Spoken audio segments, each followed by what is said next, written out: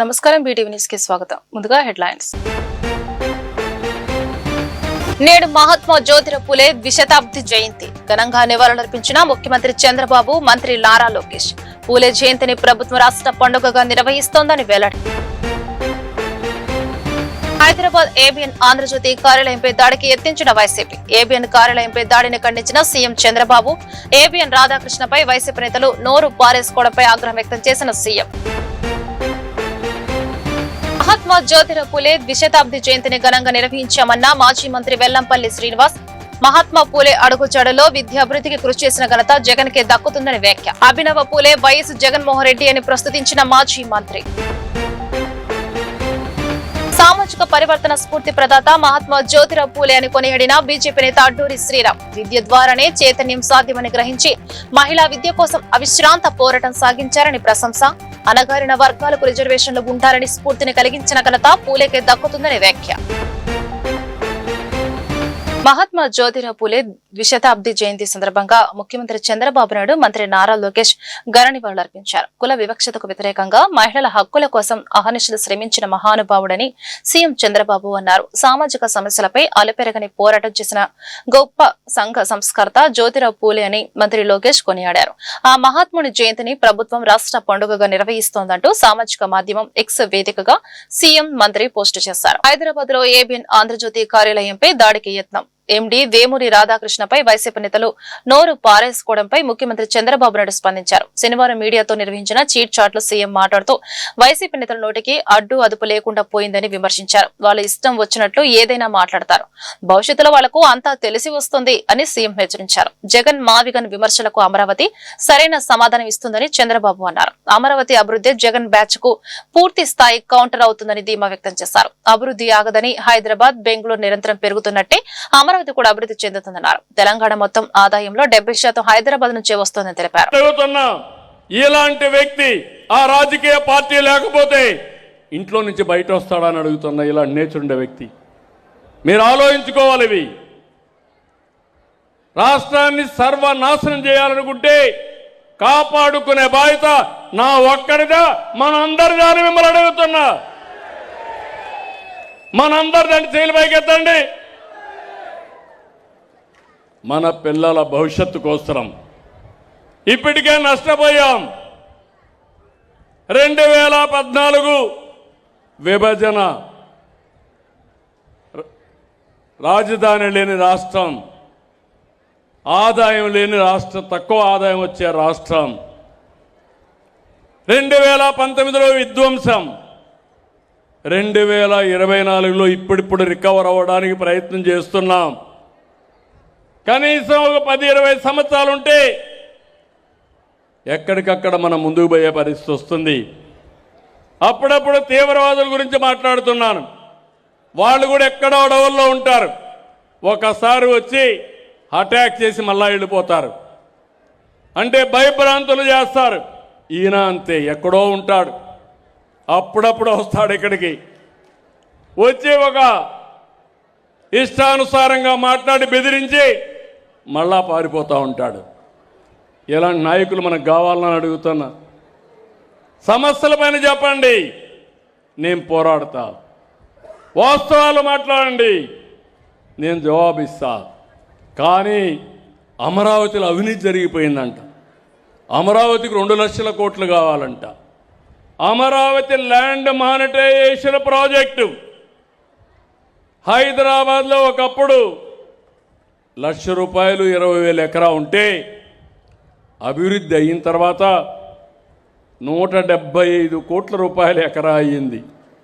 అది సంపద సృష్టించే మార్గం. ఇది మీరు చేసేది విధ్వంసం. ఇప్పుడు అంటున్నాడు విజయవాడ, గుంటూరు, మచిలీపట్నం అదే చేస్తున్నాం CRDA. అంటే అమరావతి పేరు చెప్పడానికే ఇష్టపడిన వ్యక్తి అభినవ పూలే వైఎస్ జగన్మోహన్ రెడ్డి అని పలువురు వైసీపీ నేతలు ప్రస్తుతించారు. మహాత్మా పూలే అడుగుజాడలో విద్యా అభివృద్ధికి, సామాజిక న్యాయానికి కట్టుబడి పనిచేసిన ఘనత జగన్కే దక్కుతుందన్నారు. 40 ఏళ్ల అనుభవం అని చెప్పుకునే చంద్రబాబు విద్యా, సామాజిక న్యాయం విషయంలో జగన్ తో పోటీ పడగలరా అని వారు ఛాలెంజ్ చేశారు. మహాత్మా జ్యోతిరావు పూలే జయంతిని పురస్కరించుకుని తుమ్మలపల్లి కళాక్షేత్రం వద్ద గల ఆయన విగ్రహానికి వైసీపీ ఎన్టీఆర్ జిల్లా నేతలు ఘన నివాళులర్పించారు. దేవినేని అవినాష్ సారథ్యంలో మాజీ మంత్రులు వెల్లంపల్లి శ్రీనివాస్, జోగి రమేష్, ఎమ్మెల్యే మల్లాది విష్ణు, మాజీ మేయర్ రాయన్న భాగ్యలక్ష్మి, షేక్ ఆసిఫ్ తదితరులు పూలే విగ్రహానికి పుష్పమాలలు వేసి నివాళులర్పించారు. జ్యోతిరావు పూలే గారి జయంతి సందర్భంగా ఘనంగా వైఎస్ఆర్ కాంగ్రెస్ పార్టీ తరపున ఘనంగా ఆయనకి నివాళులర్పించడం జరిగింది. ఈ కార్యక్రమంలో పెద్దలు మాజీ మంత్రివర్యులు జోగి రమేష్ గారు, అదేవిధంగా పెద్దలు మాజీ మంత్రివర్యులు వెల్లంపల్లి శ్రీనివాసరావు గారు, పెద్దలు మాజీ శాసనసభ్యులు మల్లారి విష్ణు గారు, మాజీ మేయర్ రాయన భాగ్యలక్ష్మి గారు, ఆసిఫ్ గారు, అదేవిధంగా జిల్లా బీసీసీఎల్ అధ్యక్షులు శ్రీను గారు, మిగిలిన వైఎస్ఆర్ కాంగ్రెస్ పార్టీ ముఖ్యులు, పెద్దలు, నాయకులు, కార్యకర్తలందరూ గారు పాల్గొని ఆయనకి ఘనంగా నివాళులర్పించి ఈరోజు భారతదేశంలో మహిళలకి చదువు చెప్పించాలని కానివ్వండి, లేకపోతే మహిళలు ఉన్నతమైన స్థానంలోకి వెళ్ళాలని చెప్పని ఆ రోజు జ్యోతిరావు పూలే గారు, అదేవిధంగా ఆయన సతీమణి గారు ఇద్దరు గారు అనేక పోరాటాలు తీసుకొచ్చడం జరిగింది. ఆ రోజు వాళ్ళు చేసిన పోరాటాలకు అనుగుణంగా ఈరోజు భారతదేశంలో మరీ ముఖ్యంగా బలహీన వర్గాలు ప్రజానికం ఈరోజు ముందుకు వెళ్తున్నారంటే ఆ రోజు పూలే గారి చేసిన త్యాగం కానివ్వండి, ఆయన ముందుకు తీసుకెళ్లిన సంస్కరణలు కానీ కారణం. అదేవిధంగా ఈరోజు జగన్మోహన్ రెడ్డి గారు గత 5 సంవత్సరాలు వైఎస్ఆర్ కాంగ్రెస్ పార్టీ అధికారంలో ఉన్నప్పుడు పూలే గారి ఆశయాలకు అనుగుణంగా పనిచేసిన నాయకుడు ఎవరు ఉన్నారంటే అది కేవలం మా నాయకుడు వైఎస్ జగన్మోహన్ రెడ్డి గారు. ఏ విధంగా అయితే పూలే గారి ఆశయాలు అందరూ చదువుకోవాలి, అందరికీ ఉన్నతమైన స్థానం కావాలని చెప్పని కోరుకున్నారో దానికి అనుగుణంగా నమస్కారం. ఈరోజు మహాత్మా జ్యోతిరావు పూలే గారి యొక్క జయంతి సందర్భంగా వైఎస్ఆర్ కాంగ్రెస్ పార్టీ ఎన్టీఆర్ జిల్లా ఆధ్వర్యంలో ఏదైతే తుమ్మలపల్లి కళాక్షేత్ర దగ్గర వారి యొక్క విగ్రహానికి ఘనంగా నివాళులర్పించడం జరిగింది. ఈ కార్యక్రమానికి మాజీ మంత్రులు జోగి రమేష్ గారు, అదేవిధంగా మాజీ ఎమ్మెల్యే మల్లాది విష్ణు గారు, దేవినేని అవినాష్ గారు, మేయర్ గారు, అదేవిధంగా ఆసిఫ్ గారు, ఇతర ముఖ్య నాయకులందరూ కూడా ఇక్కడ రావడం జరిగింది.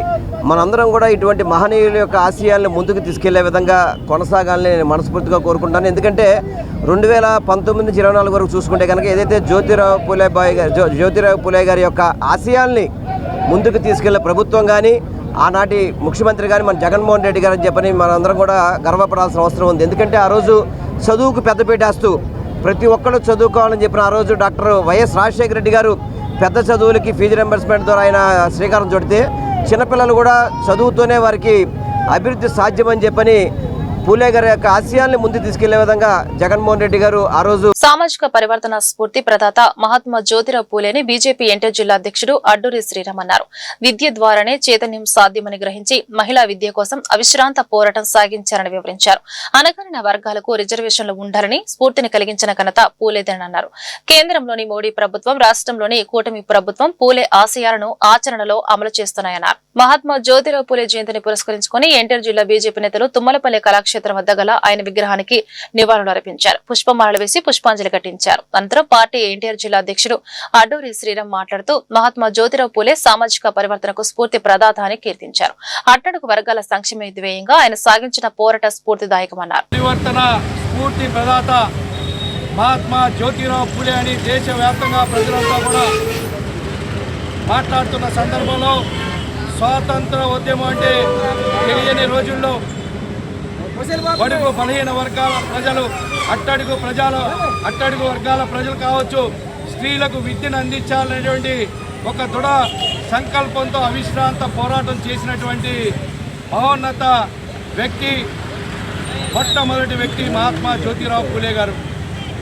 అంతేకాకుండా అన్ని వర్గాల ప్రజల అభివృద్ధి కోసం, బడుగు బలహీన వర్గాల ప్రజల అభ్యున్నతి కోసం రిజర్వేషన్లు 50% రిజర్వేషన్లు ఉండాలి అని మొట్టమొదటి నినాదం అందుకున్నటువంటి వ్యక్తి మహాత్మా జ్యోతిరావు పూలే గారు.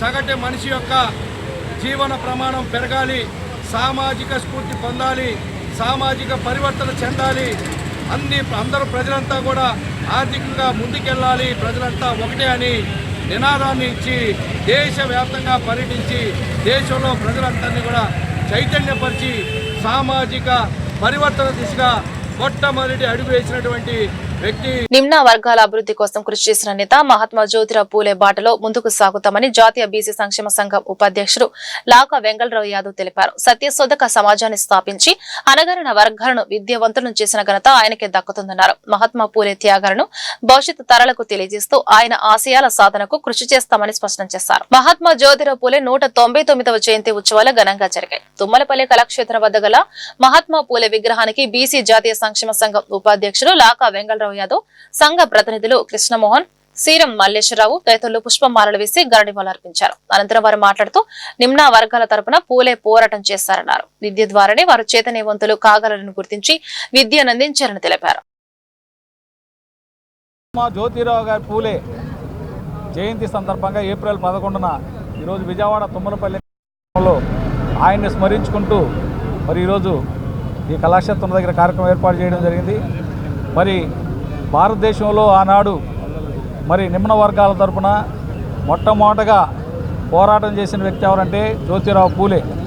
ఆయన ఆనాడు మరి ఈ యొక్క నిమ్న వర్గాలు చదువుకోని పరిస్థితుల్లో చదువుకొని ఈ వర్గాలని అభివృద్ధి చేయాలనే ఉద్దేశంతో ఆయన మరి అనేక మంది మరి టీచర్లు కూడా ఆయన్ని చదువు చెప్పడానికి నిరాకరించిన సందర్భంలో ఆయన మరి ఒక పంతులు గారి దగ్గర విద్యాభ్యాసం చేసి ఆ తర్వాత ఆయన వివాహం అనంతరం వారి శ్రీమతి ఆవిడ కూడా చదువుకొని అటువంటి వ్యక్తి, ఆవిడను కూడా చదివించి భారతదేశానికి మొట్టమొదట మరి మహిళా ఉపాధ్యాయులుగా ఆవిడ్ని తీర్చిదిద్దిన ఘనత. ఆ తర్వాత ఈ సమాజాన్ని కూడా సత్యశోధక సమాజం అని చెప్పేసి ఒక స్కూల్ను కూడా ఏర్పాటు చేసి నిమ్న వర్గాలందరినీ కూడా చదివిస్తూ ఈ దేశంలో మరి ఆ వర్గాల పక్షాన ఆయన చేసినటువంటి సేవలు మరోరాని. అదే ఆదర్శంగా తీసుకొని ఈరోజు దేశవ్యాప్తంగా కూడా మరి భారతదేశం అంతా కూడా గౌరవ ప్రధానమంత్రి శ్రీ నరేంద్ర మోడీ గారు కానివ్వండి, గౌరవ ముఖ్యమంత్రి నారా చంద్రబాబు నాయుడు సందర్భంగా ఇవాళ బీసీలంతా ఐక్యంగా ముందుకు సాగాల్సినటువంటి సందర్భం మరోసారి మనమంతా గమనించుకోవాల్సిన అవసరం ఉంది. ఎందుకంటే ఆయన త్యాగాలని భవిష్యత్ తరాలకు కూడా మనమంతా అందించి ఆయన పూలే గారి ఆశయ సాధనకి మనమంతా బీసీలంతా కృషి చేయాల్సినటువంటి సందర్భం కూడా ఉంది.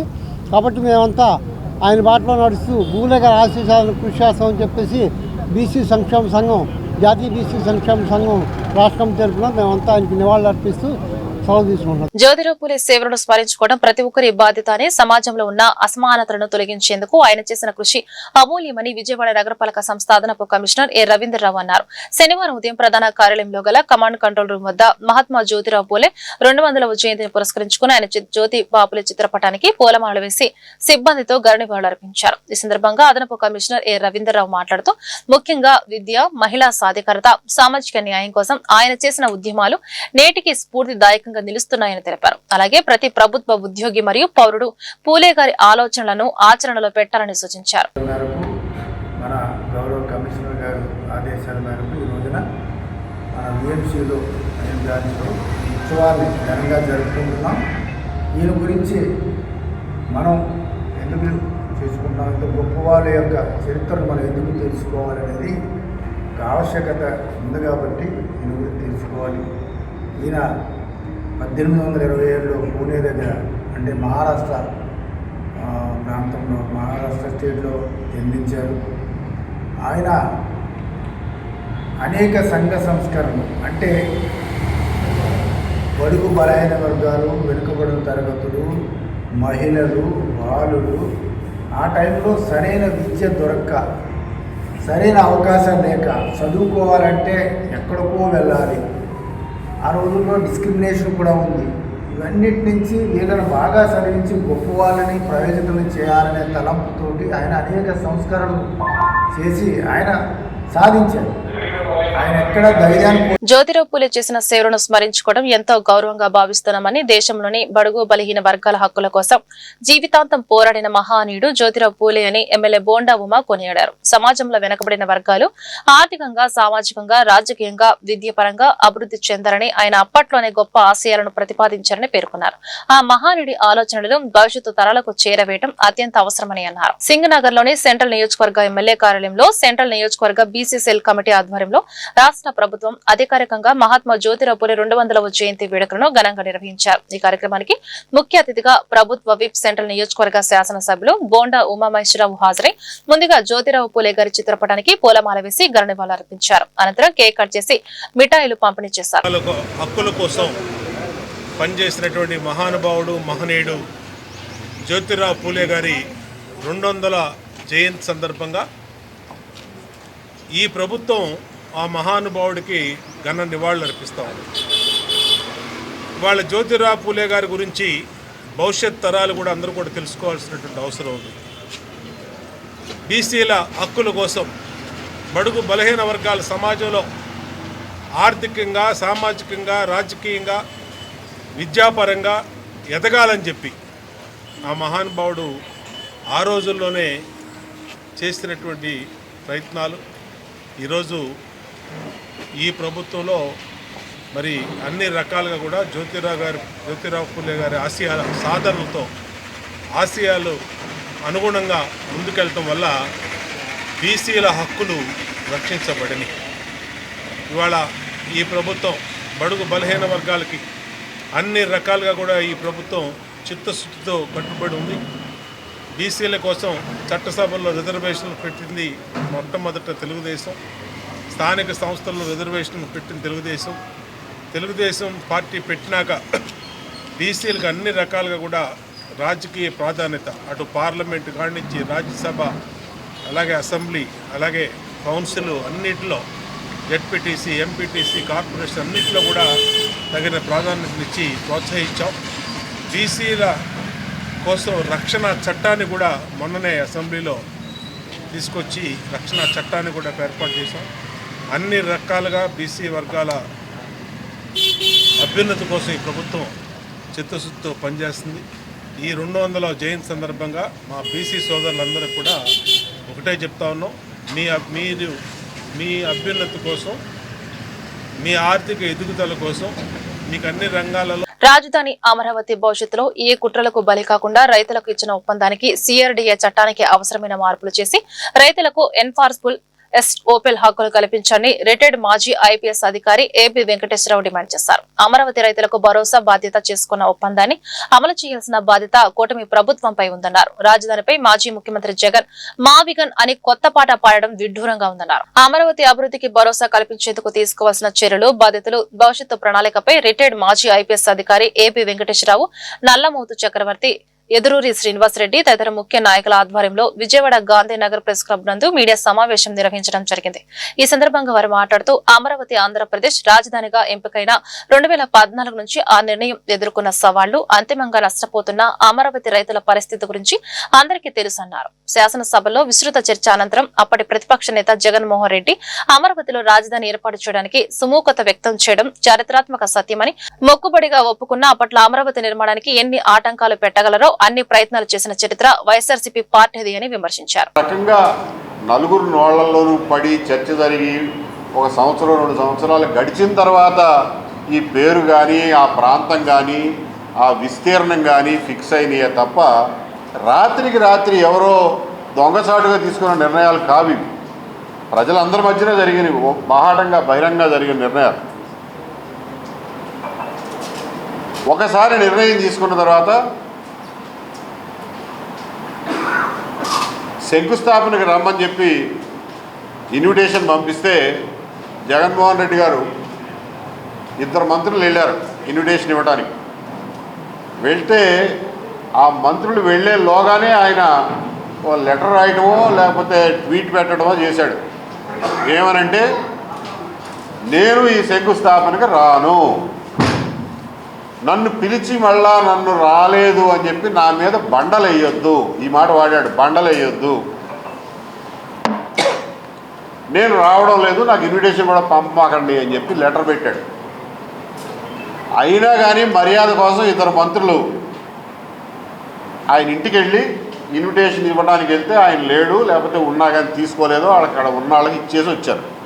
అంటే తనంతట తాను అసెంబ్లీలో ఒప్పుకున్న మనిషి, 30,000 ఎకరాలు ఉండాలి కనీసం అన్న మనిషి శంకుస్థాపనకు కూడా రాలేదు అని అంటే ఎందుకు మరి అంత దుగ్ధ పెట్టుకున్నాడో ఆయన్నే అడగాలి.